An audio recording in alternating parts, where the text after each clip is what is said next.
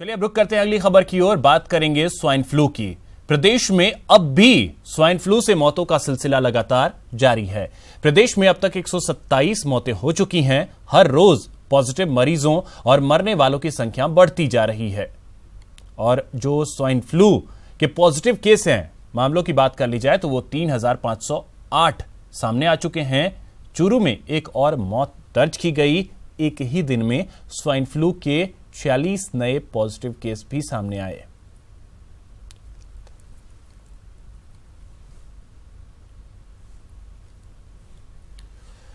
तो टोंक से एक बड़ी खबर आपको बता दें कि स्वाइन फ्लू की चपेट में एक परिवार आया है। परिवार के 4 सदस्यों में स्वाइन फ्लू की पुष्टि चिकित्सा विभाग ने की है। तो टोंक से ये बड़ी खबर, जहां पर एक ही परिवार के 4 सदस्यों में स्वाइन फ्लू पॉजिटिव पाया गया है और इसकी पुष्टि जो है वो चिकित्सा विभाग ने की है।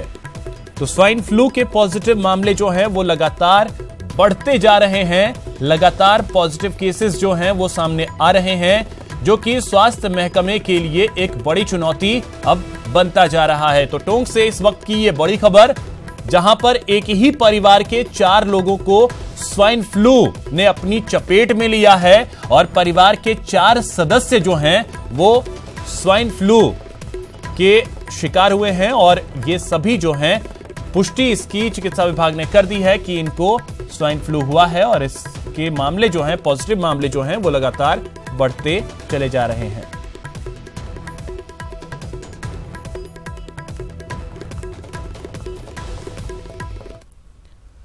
परीक्षाओं का सीजन आ गया है। सीबीएसई बोर्ड की माइनर परीक्षाएं शुरू हो चुकी हैं, जबकि 2 मार्च से मेजर परीक्षाएं भी होंगी। ऐसे में स्टूडेंट्स एग्जाम फोबिया और तनाव से बचे रहें, इसके लिए सीबीएसई ने एक नई पहल की है। देखिए रिपोर्ट। सुझाए गए हैं। इसके साथ ही स्टूडेंट्स को पेपर में 33% एक्स्ट्रा प्रश्न भी मिलेंगे, जो कि इंटरनल चॉइस के रूप में होंगे। बच्चों को तनाव मुक्त करने के लिए हम लोगों ने कुछ छोटे छोटे कदम उठाए हैं। एक तो पेरेंट्स को, टीचर्स को और बच्चों को, तीनों फ्रेटर्निटी को हम लोगों ने अलग से सीबीएसई की तरफ से पत्र दिया है, मैसेज दिया है कि किस तरह के बच्चे जो हैं स्ट्रेस फ्री रहें, टीचर बच्चों को कैसे स्ट्रेस फ्री रखें। बच्चों को इस बार क्वेश्चन पेपर में 33% एक्स्ट्रा क्वेश्चंस मिलेंगे इंटरनल चॉइस के रूप में। वहीं इस साल शांतिपूर्ण तरीके से परीक्षा आयोजित हो, इसके लिए सीबीएसई ने सुरक्षा के पुख्ता इंतजाम किए हैं। पिछले साल हुए पेपर लीक प्रकरण से सबक लेते हुए पूरे तंत्र को हाई अलर्ट पर रखा गया है। इसके साथ ही सभी राज्यों के मुख्य सचिव, डीजीपी समेत कलेक्टर्स और एसपी को भी पत्र लिखा गया है। पिछले साल के पेपर लीक को देखते हुए हम लोग अपने स्कूल्स को, सेंटर्स को, प्रिंसिपल्स को, सीएनएस को हाई अलर्ट पर हमने रखा है। देश के समस्त डीजीपीज को, चीफ सेक्रेटरीज को, डीएम और एसपीज को हम लोगों ने पत्र लिखा है कि वो अपने अपने जिलों में लॉ एंड ऑर्डर की व्यवस्था मेंटेन रखें। पढ़ाई को और आसान बनाने और स्टूडेंट्स का तनाव कम करने के लिए अगले साल से सीबीएसई अपने पैटर्न में और भी बदलाव करने जा रही है। अगले साल से परीक्षा में मैथ्स के 2 लेवल होंगे। स्टैंडर्ड और बेसिक लेवल मैथ्स का मिलेगा ऑप्शन। अपनी इच्छा अनुसार स्टूडेंट्स कर सकेंगे चुनाव। आर्ट एजुकेशन को भी स्ट्रीमलाइन करने की तैयारी। Physical health education and wellness भी किया जा रहा अनिवार्य। सीबीएसई की नई पहल से स्टूडेंट्स को राहत मिलेगी और एग्जाम को लेकर बच्चों पर बढ़ रहा स्ट्रेस भी कम होगा। दिनेश शर्मा, न्यूज़ 18, जयपुर। एक बड़ी खबर आपको बता दें पुलवामा से है, जहां पर सेना और आतंकियों में मुठभेड़ जारी है। आतंकियों से मुठभेड़ में जवान के शहीद होने की खबर है और ये झुंझुनू का भी एक जवान जो है वो शहीद हुआ है। टीबा गांव के रहने वाले थे जवान शिवराण। शहादत की खबर से गांव में शोक की लहर जो है वो दौड़ गई है।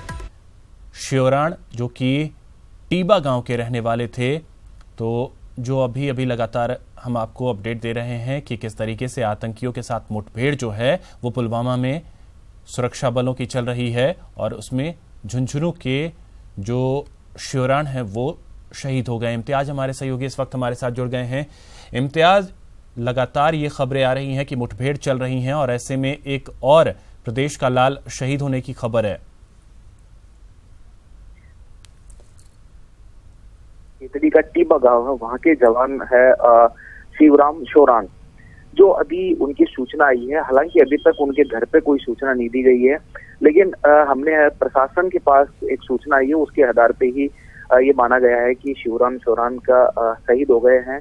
और वो जो पुलवामा में आतंकवादी से मुठभेड़ में शहीद हुए, और झुंझुनू का बड़ा इतिहास रहा है, जो अपने देश की हिफाजत के लिए झुंझुनू के युवाओं ने काफी बड़ी अपनी शहादत दी है। अब तक झुंझुनू में इनको मिलाकर शिवराम शोरान अभी तक 459 जो शहादत दे चुके हैं। जी अभिषेक। जी बिल्कुल इम्तियाज, तो अपडेट क्या कुछ मिल रहे हैं? परिवार वालों को तो फिलहाल अगर जानकारी नहीं मिल पा रही है, लेकिन प्रशासनिक स्तर पे क्या कुछ जानकारियां हैं? जी हमारी अभी जो जिला सैनिक कल्याण अधिकारी है उनसे बात हुई है। उनके पास अभी एक मैसेज आया है कि जिनका नाम और उनका पता है वो पूरा गांव का बताया गया है कि वो शहीद हो गए हैं, लेकिन अभी तक प्रशासन ने वहां के जो खेतड़ी के तहसीलदार और एसडीएम उनको सूचना दी गई है। अभी तक गाँव में इस बात की सूचना नहीं दी गई है कि वो शहीद हो गए हैं। सिर्फ अभी प्रशासन के पास ये सूचना है कि वे शहीद हुए हैं। चलिए बहुत बहुत शुक्रिया इम्तियाज इन तमाम जानकारियों के लिए। तो शहादत की खबर जो है प्रशासनिक स्तर पे आई है और अभी भी मुठभेड़ जो है वो पुलवामा में चल रहा है।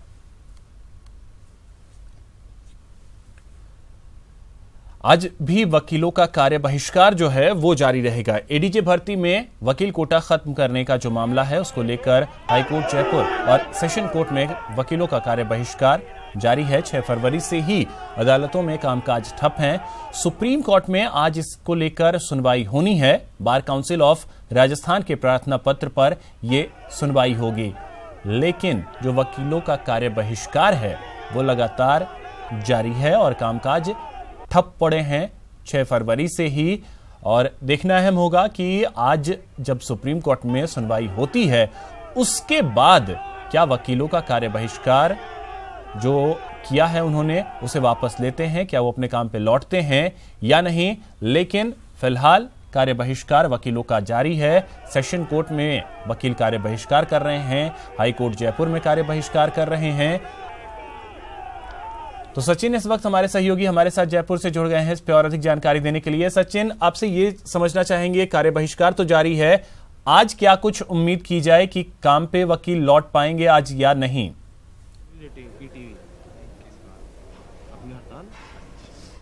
देखिए अभिषेक, आज भी लगातार कार्य बहिष्कार जारी है। 6 फरवरी से जयपुर की अदालतों में कामकाज हम कह सकते हैं कि पूरी तरह से ठप है, लेकिन आज उम्मीद है सुप्रीम कोर्ट में होने वाली सुनवाई पर अगर ये सकारात्मक रहती है तो ये कार्य बहिष्कार आज ही शायद खत्म हो जाएगा और कल से जो सभी अधिवक्ता हैं वो कोर्ट में पैरवी कर सकेंगे।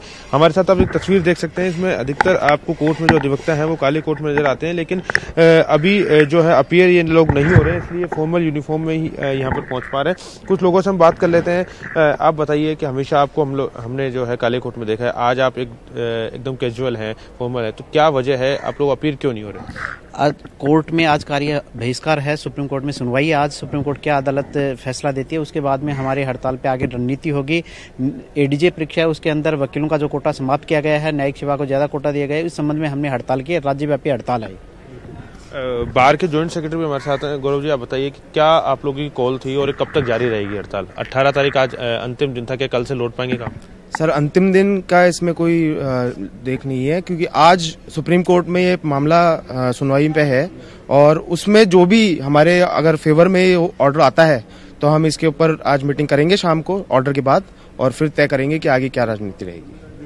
गिरीश जी, आप बताइए कि किस तरह से एक आम अधिवक्ता साथ इस मामले को लेकर कहाँ आप लोगों के हित प्रभावित हो रहे हैं, क्या आवश्यकता थी कि आप लोग हड़ताल पे जाएं? जी बिल्कुल, पूरे राजस्थान के अंदर सारे अधिवक्ता समूह है वो सभी लगातार न्यायिक कार्य बहिष्कार पे लगातार जारी है।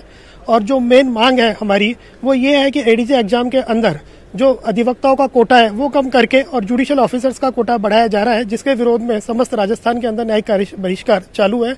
और आज ऑनरेबल अपेक्स कोर्ट के अंदर मामले की सुनवाई होनी है और उसके ऊपर फिर आगे संघर्ष समिति के द्वारा रणनीति तैयार की जाएगी।